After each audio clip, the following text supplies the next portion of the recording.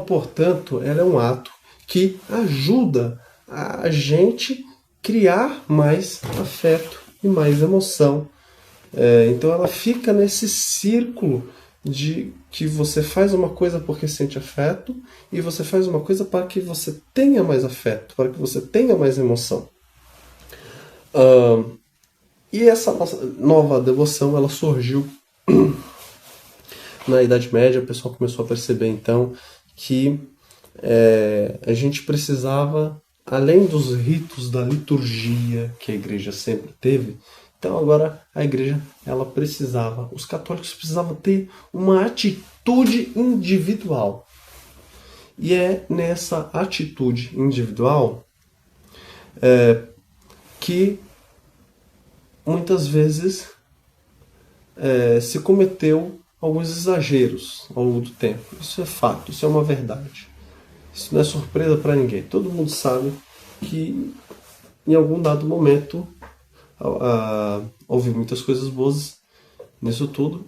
Tanto é que muitos santos vão surgir dessa nova leva, dessa atitude individual, que é chamada dessa nova devoção, dessa coisa pessoal, né? E nessa atitude individual que muitos santos, como São Francisco de Assis, como Santo Antônio de Pádua e etc., é nessa leva que eles vão surgir, né? Esse tipo de devoção, ela é algo muito pessoal e ela é algo muito subjetivo. Então é algo subjetivo que surge como uma espécie de remédio a uma crise social que passou a existir.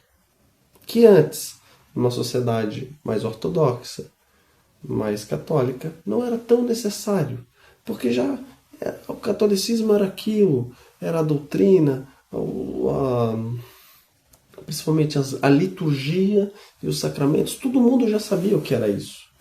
Só que, então, no mundo moderno, com o avanço de muitas heresias, as coisas mesmo que se perdem o sentido. Então, percebe-se que é necessário uma força, uma atitude individual. Como um remédio social mesmo, uma crise social.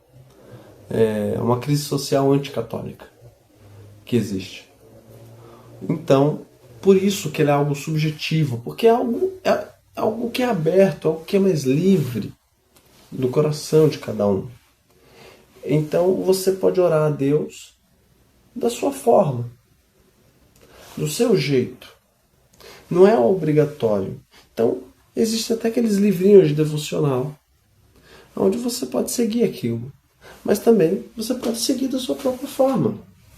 Tá entendendo? Então, por isso que é diferente. Agora, você não pode celebrar uma missa da sua forma, do seu jeito. Por quê? Porque é uma liturgia. Você não pode realizar, meu filho, um batismo de qualquer jeito. Porque o batismo, ele é um sacramento. E o nosso Senhor Jesus Cristo, ele ensinou como se reza, como se faz, como se deve ser feito o batismo. Você deve batizar em nome do Pai, do Filho e do Espírito Santo. Tem até alguns casos aí que acontecem alguns abusos litúrgicos, né?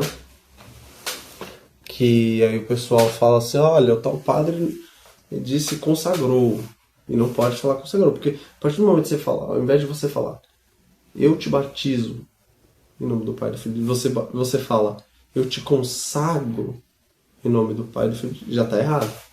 Então aquele batismo já passa a ser um batismo inválido. Ele já não é um batismo verdadeiro. Por quê? Porque ele precisa seguir aquilo. E o batismo, ele não parte... O batismo, e assim como todos os sacramentos, eles não partem de uma necessidade onde que você tem que ter uma necessidade emotiva. O batismo, ou qualquer que seja o sacramento, ele acontece por si próprio. É por razão própria que o batismo acontece. Que o corpo de Cristo se torna o corpo de Cristo numa missa, independentemente do tamanho da fé do padre. Talvez o padre levante a hóstia na missa e ele nem tenha fé naquilo. Ou de repente ele perdeu a fé com o tempo.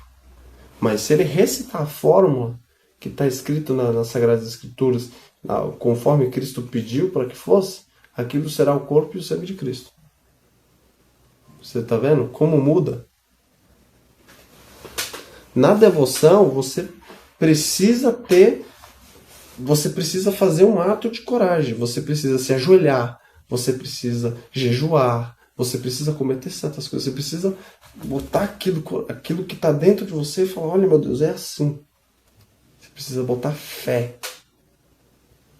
E é com fé que você ganha mais fé. Porém, nos sacramentos não é isso. Só que a gente percebe que, com o passar do tempo, a fé foi diminuindo das pessoas. Então foi necessário criar esse ato de devoção.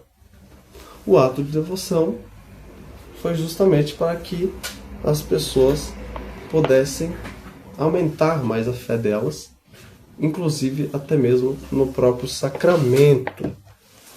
E assim elas pudessem alcançar mais graça. Portanto, agora a gente já entendeu que a diferença de uma coisa para outra. Devoção você pode fazer do seu jeito, porque é algo subjetivo. A missa você não pode fazer de qualquer jeito, porque é sacramento.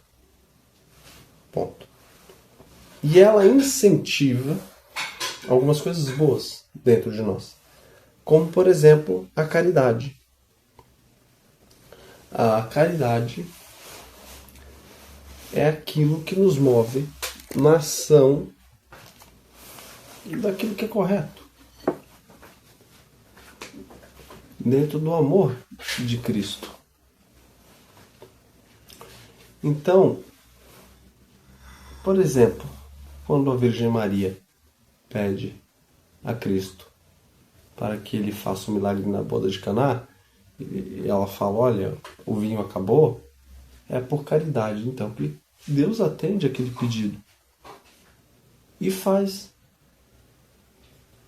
Então você entende isso e fala: puxa, você vai meditar sobre aquilo e aquela caridade, ela te impele, ela adentra dentro de você, dentro do seu coração.